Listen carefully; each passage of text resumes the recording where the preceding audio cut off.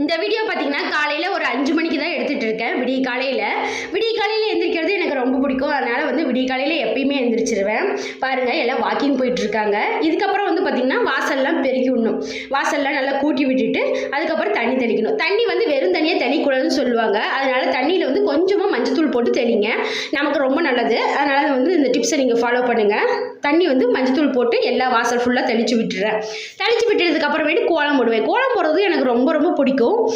சின்னதோ பெருசோ ஏதோ ஒரு கோலம் போட்டுருவேன். போட்டுட்டு அன்றைக்கி நாள் ஃபுல்லாக வந்து இந்த கோலத்தை பார்க்கும்போதெல்லாம் மைண்ட் வந்து ஃப்ரெஷ்ஷாக இருக்கிற மாதிரி எனக்கு தோணும். கோலம் வந்து எப்படி இருக்குன்னு சொல்லிட்டு கமெண்டில் சொல்லுங்கள். நான் இன்றைக்கி வந்து சின்னதாக தான் போட்டிருக்கேன். அடுத்து நம்ம கோலம் போட்டு வைக்கிறோம் பார்த்தீங்களா, அந்த மொக்கு மாவு, கோலம் மாவு, அதெல்லாம் வந்து சின்ன சின்ன பாக்ஸில் போட்டு வச்சுக்கிட்டோம் நமக்கு ஈஸியாக இருக்கும். மூடியோடு இருக்கிற பாக்ஸ் நிறைய நம்மக்கிட்ட இருக்கும் வேஸ்ட்டாக. அதில் வந்து கோலம் மாவு போட்டு வச்சுக்கோங்க. அதுக்கப்புறம் ஹஸ்பண்டும் வந்து எந்திரிச்சு வந்துட்டார். அவர் வந்ததுக்கு அப்புறமேட்டு ஸ்டூபிக்கு வந்து பிஸ்கெட் போட்டுட்ருக்காரு. இந்த வீடியோ உங்களுக்கு பிடிச்சிருக்கான்னு சொல்லி